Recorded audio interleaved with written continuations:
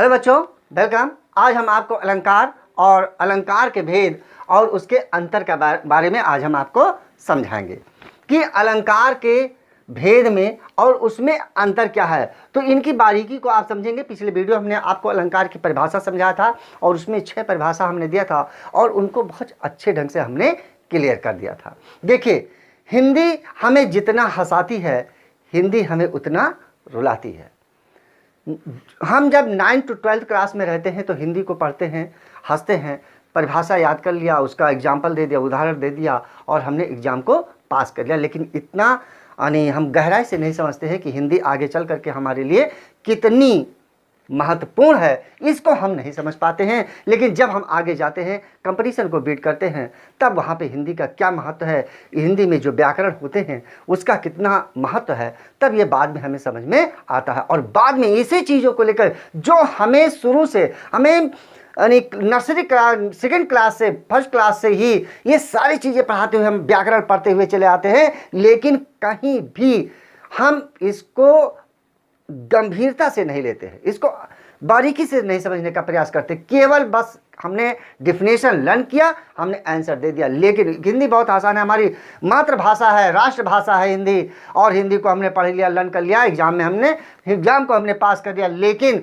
जब यही आप कंपटीशन बीट करेंगे, आप नेट है, यूजीसी है, टीजीटी है, पीजीटी है और यूपीएससी अभी एग्ज़ाम हुए हैं, और इसके बाद में टेट है, सुपर टेट है, बहुत से ऐसे एग्जाम हैं कि जब आप कंपटीशन बीट करेंगे तब वहाँ पे आपकी क्या है, दिमाग चकरा जाएगा, आपको समझ में नहीं आएगा कि ये कहाँ से, किस तरीके से, कैसे क्वेश्चन पूछे गए।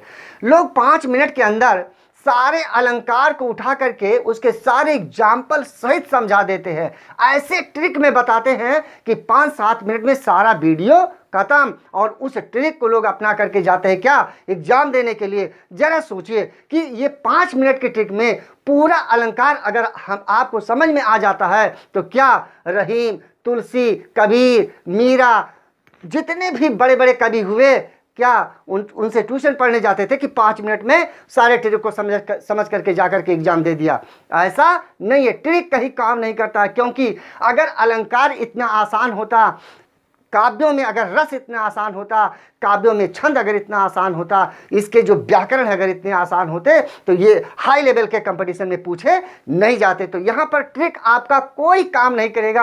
आप पूरा वीडियो लास्ट तक देखिए, आपको एक एक चीज़ें क्लियर कर दूंगा, अच्छी तरीके से आपको समझ में आ जाएंगे, और उसके बाद में चाहे जैसा भी क्वेश्चन पूछेगा आप कहीं भी नहीं भटक सकते हैं। तो चलिए इसमें देखिए, शब्द अलंकार। शब्द अलंकार में क्या कहता है कि जब कुछ शब्दों के कारण, ध्यान रखिएगा, जब कुछ शब्दों के कारण काव्य में चमत्कार उत्पन्न होता है तो वह शब्द अलंकार कहलाता है। शब्दों के कारण अगर चमत्कार उत्पन्न होता है तो शब्द अलंकार कहलाता है, और अगर इन शब्दों के स्थान पर उनके ही अर्थ को व्यक्त करने वाला कोई दूसरा शब्द रख दिया जाए तो वह चमत्कार समाप्त हो जाता है। देखिए, बड़े बड़े कवियों ने किस तरीके से काव्यों की रचना की और किस तरीके से उसमें अलंकारों का समावेश हो गया। क्या जितने भी कवि थे वो अलंकारों को ध्यान में रख करके कविताओं की रचना, हमने पिछले वीडियो में समझा था कि अलंकार को, रस को, छंद को ध्यान में रख कर कविताएं नहीं लिखी गई। उनकी लेखनी ऐसी थी कि उसमें अलंकार झलकने लगते थे। आज की जो कविताएं लिखी जाती हैं वो गद्यात्मक होती हैं, अर्थात क्या, पढ़ने पर हमें गद्य में ऐसा लगता है कि हम किसी कहानी को पढ़ रहे हैं। लेकिन पुराने कवियों की कविताओं को आप सुन लीजिए, देखिए, घनानंद, केशव दास, इन लोगों का अगर आप पढ़िए तो आप दिमाग चकरा जाता है। ऐसे ऐसे काव्यों की रचना उन्होंने की। सूर, तुलसी, इनके काव्यों को जो ब्रज भाषा में लिखे गए, इनके काव्यों को आप पढ़िए, तब आपको समझ में आएगा कि किस तरीके से कूट कूट करके इसमें अलंकार, रस, छंद सब भरे हुए, काव्य सौंदर्य जितने भी हैं इसमें समाये हुए हैं। तो देखिए, कनक कनक ते सौगुनी माँ दखता अधिकार, कनक कनक ते सौगुनी माँ दखता अधिकार, वाह खाए बौराए जग या पाए बौरा। यानी दोनों को, या तो खाने पे भी आदमी बौराए, बौराए देशज शब्द है, उत्तर प्रदेश और बिहार में अक्सर ये इन शब्दों का प्रयोग किया जाता है। बौराए कहते हैं ना कि बौराए गए हो, बौरा जाना ने पागल हो जाना। तो किसको, कनक को खाने के बाद भी आदमी पागल हो जाता है, और कनक को पाने के बाद भी आदमी पागल हो जाता है। तो कनक का अर्थ हुआ यहाँ पे सोना, और एक कनक का अर्थ होता है क्या, धतूरा। सोना, अगर इन कनक कनक इन दोनों शब्दों के पर्यायवाची अगर यहाँ पे रख दें, अब जैसे सोने का पर्यायवाची कंचन है, कुंदन है, हेम है, स्वर्ण है, अगर हम इनको यहाँ पे रख दें तो इसमें वो सुंदरता नहीं आएगी। धतूरे के जगह पे धतूरा, धतूरे का जो पर्यायवाची है शिव प्रिय, शिव जी को प्रिय था कौन, क्या, धतूरा। तामरस शिव जी को प्रिय था, धतूरा शिव जी को प्रिय था, तूरी शिव जी को प्रिय। तो ये सारी चीजें धतूरा, तो धतूरे का अगर यहाँ पे पर्यायवाची रख दे, कनक का पर्यायवाची रख दे, तो यहाँ पे इसकी जो सुंदरता है ये यहाँ पर क्या होगी, समाप्त हो जाएगी। देखिए ये आपका एग्जाम्पल जो यहाँ पे हमने दिया एमक अलंकार, ये है कनक कनक। आपने पढ़ा भी होगा 9th to 12th में कि यमक अलंकार में कनक कनक सुगी। ये चीज़ें अभी हम आपको लास्ट तक आप वीडियो देखिएगा और आपको अंत में हम आपको एग्जाम्पल दे करके समझाएंगे कि कितना डिफरेंस हो जाता है। इन अलंकारों को समझना इतना आसान नहीं होता है। चलिए उसको हम बाद में समझाते हैं। बाद में देखिए अर्थालंकार। अर्थालंकार में क्या कहता है कि जहाँ काव्य में अर्थगत चमत्कार उत्पन्न होता है वहाँ अर्था अलंकार माना जाता है। अर्थगत जब चमत्कार हो जाए काव्य में तो वहाँ पर अर्थालंकार माना जाता है। लेकिन इस अलंकार पर आधारित शब्दों के स्थान पर उनका कोई भी पर्यायवाची शब्द अगर हम रख देते हैं तो उनके सौंदर्य में कोई अंतर नहीं पड़ता। तो देखिए अर्थालंकार में अगर हम पर्यायवाची शब्द रख देते हैं तो इनमें सुंदरता में कोई कमी नहीं आती है, इनके सौंदर्य तत्व में कोई कमी नहीं आती है। लेकिन शब्द अलंकार में अगर इनके पर्यायवाची शब्दों को हम रख दें तो तुरंत इसकी सुंदरता वहीं पर क्या होंगी, नष्ट हो जाएंगी। तो इस तरीके से शब्द अलंकार और अर्थालंकार में ये अंतर पाए जाते हैं। अलंकार के दो भेद होते हैं, शब्द अलंकार और अर्थालंकार। तो आपने समझ लिया कि अलंकार के दो भेद हैं, शब्द अलंकार, अर्थालंकार, और दोनों में अंतर है, वो भी हमने आपको यहाँ पर क्लियर कर दिया।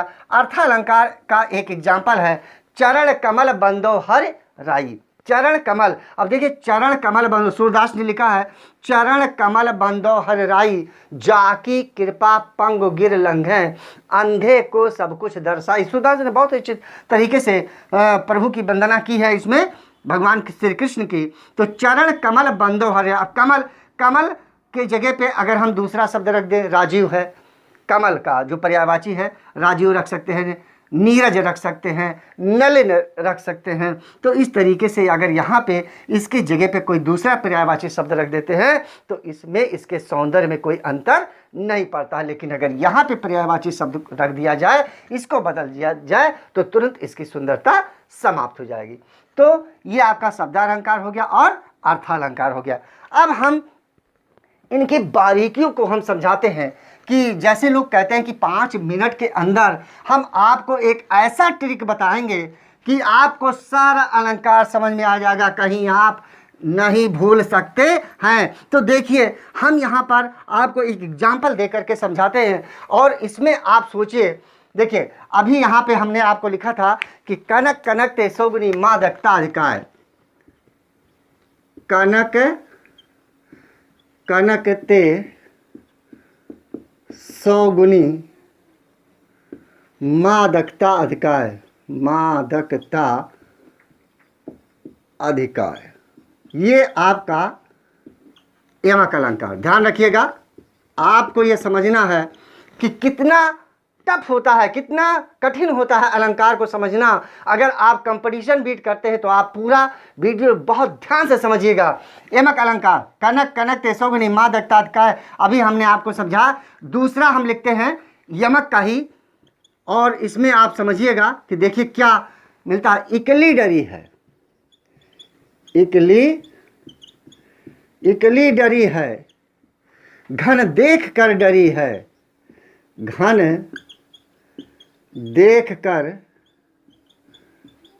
इकली डरी है, घन देख कर डरी है, विष खाए विष डरी है, खाए विष की डरी है, घनश्याम मर जाए हैं, घन श्याम मर जाए हैं। देखिए यमक अलंकार ये भी है। देख कितना दोनों में डिफरेंस है। कनक कनक ते सो गुणी मादकता का, जो खाए बौराए जग सो पाए बौराए। इकली डरी है घन देख कर डरी है, और खाई बिस्की डरी है घन श्याम मरी जाए हैं। और इसी में हम एक जोड़ देते हैं, देखिए सलेश को, आपको समझ में आ जाएगा कि अलंकार इतना आसान नहीं है। रहीमन पानी राखिए, आपने पढ़ा होगा, रहीमन पानी राखिए, रहीमन पानी राखिए, बिन पानी सब सून, बिन पानी सब सून। पानी गए न उबरे, पानी गए न उबरे, मोती मानुष चून, मोती मानुष चून। अब यहाँ पर देखिए, अगर इसको उठा के हम बीच में रख दे, देखिए यहाँ तो हमने शब्दालंकार में आ गया है, मैं अलंकार आता है कनक कनक ते सौगनी, क्या हाँ इस शब्द पे ही होता है? नहीं। देखिए इकली डरी है, एक वाक हो गया। घन देख कर डरी है, वाक हो गया।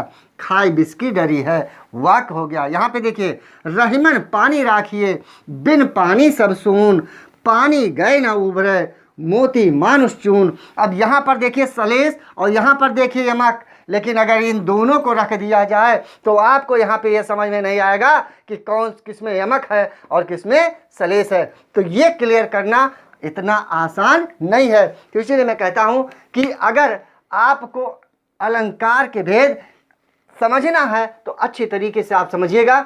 शब्द अलंकार के 3 भेद होते हैं, अनुप्रास, यमक और सलेश। अर्थालंकार जो होता है, अर्थालंकार के 5 भेद होते हैं। और इन भेदों में भेद होते हैं, कितने प्रकार के होते हैं ये सारी चीज़ें, तो 5 3 शब्दा के और 5 अर्था के, 5 3 8 अलंकार और 4 अलंकार और होते हैं। प्रतीप होता है, भ्रांतमान होता है, संदेह होता है और दृष्टांत अलंकार होता है। तो कुल मिलाकर के 12 अलंकार होते हैं। इन 12 अलंकारों को हम अलग अलग तरीके से, और आपको एक एग्जाम्पल नहीं कई एग्जाम्पल देकर के समझाएंगे। इसलिए आप पूरे वीडियो को देखिएगा, समझिएगा। यही पर इसको हम क्लियर समाप्त करते हैं और अगले वीडियो में हम फिर मिलेंगे। जय हिंद, जय भारत।